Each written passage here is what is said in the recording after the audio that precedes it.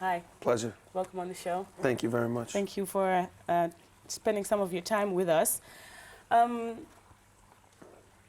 are a lot of things that people already know about LL Cool J, but there are a lot of things maybe that, well, we can go in a little bit more, a little bit deeper. Right.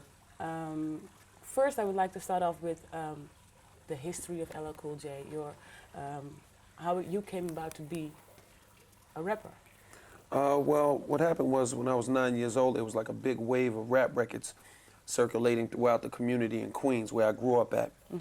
And around that time, you know, I was a victim of child abuse. Like I talk about it in my book, I Make My Own Rules. I have an autobiography out.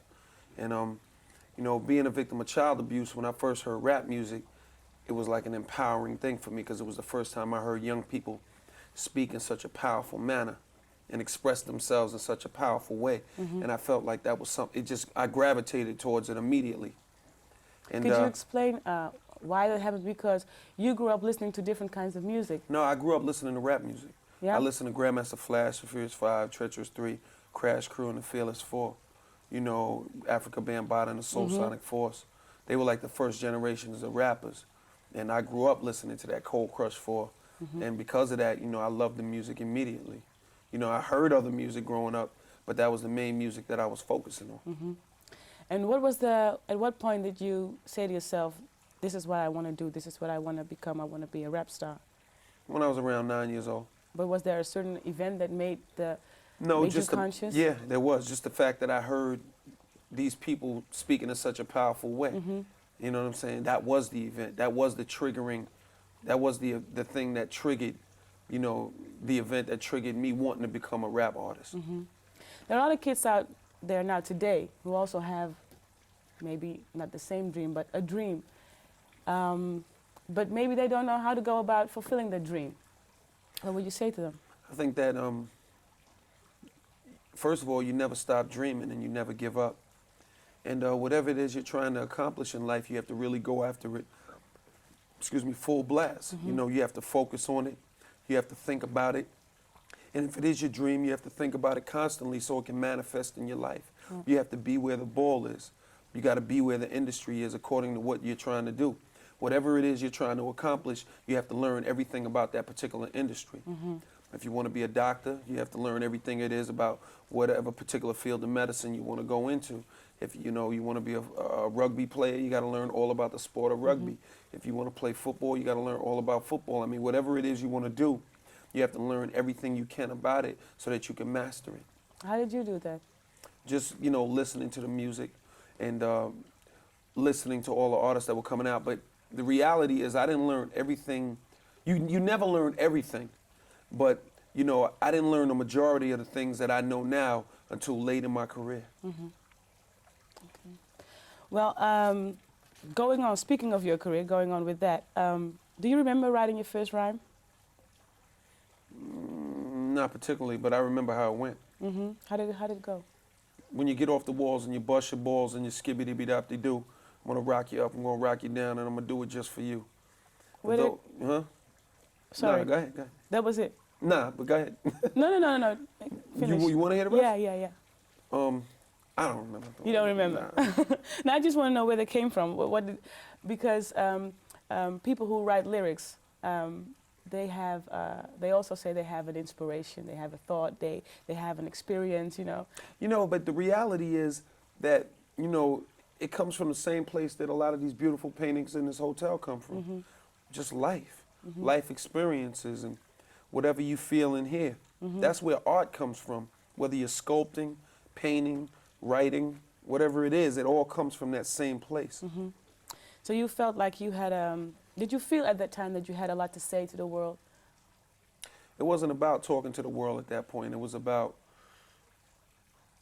convincing myself that I could overcome the helpless feelings that I had when I was abused as a child. Were you aware of those helpless? Because No. I want to talk about that later on, because I want to talk about the book with you in which you write very openly about everything that has happened in your life. But being a 9-year-old child, are you aware of, can you name the feelings that you have at that time? No, not at that time. No. Not at all. I mean, I mean, I don't even think a 9-year-old child is sophisticated enough to fathom what they're feeling. You know what I'm saying? Unless they're very basic emotions. Okay, well, going on about your career, you got your first record deal when you were 16 years old, and you got it through a lot of determination. Absolutely. What? Tell us how that went. Well, when I was 14, I decided that I really wanted to make a record. Felt like, oh man, that's what I want to do. I want to make a rap record. I got to make a rap record. So, you know, eventually I just kept trying and sending tapes in here, sending tapes in there, sending tapes everywhere and getting letters. People saying, oh, we can't use your material at this time. I'm burning the letters. I'm ripping them up. I'm crumbling them up. I'm throwing them in the corner. My mother's consoling me. Don't worry, we'll eventually find, you'll make it. I'm ready to quit. My mother was like, look, you're better than a lot of guys out on the radio right now. You got to keep going. I said, I don't have any equipment. She bought me a little equipment with a tax return in the States.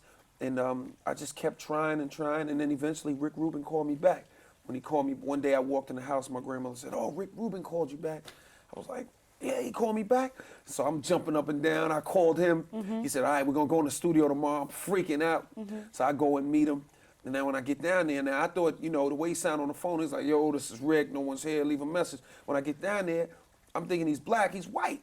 I'm like, yo, Rick, I thought you was black. He said, nah, whatever. That's Just the come on first thing upstairs. you said to him? First thing I said to him, Rick, I thought you was black. Nah, whatever. Just come on upstairs. So we go upstairs and stuff. And, you know, we worked on this demo and stuff. It was cool. You know, I mean, you know, that was like probably the happiest moment of my life. You know what I'm saying? Besides being born. Yeah. You know what I'm saying? But you weren't really there when you were born. Yeah. You know, I was there. Or I wouldn't be here, but I wasn't there. Yeah. You know what I'm saying? So okay, you're 16 years old. All you want to be is this rapper. You want to hear your thing on the radio, and then you get a record deal. Right. What happens next? I mean, you're 16 years old. Oh man, I'm happy. I'm running through the streets rejoicing. I got the flag in my hand. Yeah. I'm the man. I just felt great. You know, it kind of just went like a blur at that point. You know, it just was like. But did you think this is it? I now got the record deal. I've made it. I'm here. This is it. Not at all. Did you know it was the beginning of something? It's like getting big? drafted by the NBA. You know, you just started. You know, you got drafted. Now you want to play. You want to show everybody how good you are.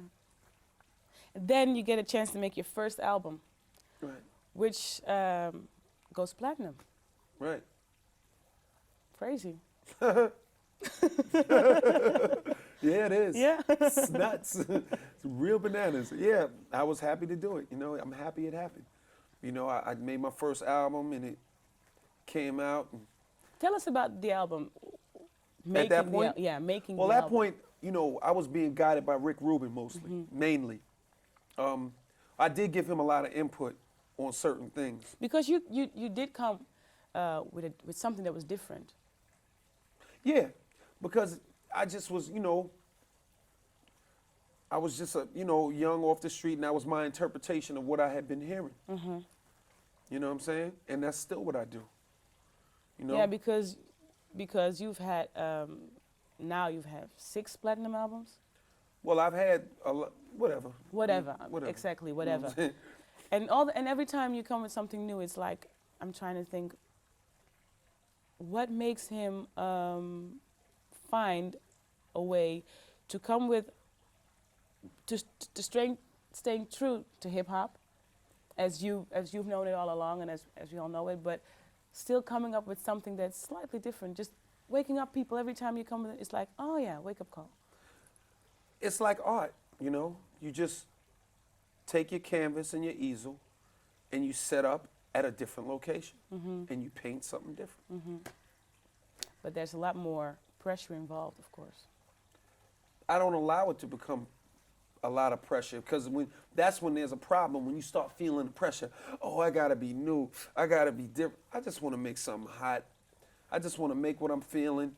I wanna make what I'm enjoying and hope people appreciate it. That's all. But You know what I'm saying? I can't get caught up in the pressure because the pressure is like what destroys you. You know, you start competing with yourself and getting caught up. I just make music. I don't treat it like I'm not so rigid with it, you know? But still, at one point, as I read in your book, you felt like, and this is now we're just skipping a whole lot of years, but this is like when you did, I think Mama Said Knock You Out, you felt like, okay, this whole hip hop industry around me is changing, and I don't know if I can still do it because people want different things now. Yeah, because I wasn't sure. You know what I mean? But see, that comes with the attitude that I have now comes with experience. That was a different time then because that was 7 years ago, 6 years ago, and that was two, three albums ago. And I was a whole different, you know, I had never went through that period before. See, now I understand the peaks and valleys. I didn't understand then. Yeah. You know, if my album Phenomenon doesn't do well, I won't be distraught. You know what I mean? But at that time, if I had the mentality that I had then, I would be distraught and I would feel the pressure, you know? But you were always trying to expand your... Definitely. Yeah. I want to expand. I want to do better. I want to do good things. I think that that's the human nature, to expand, to explore.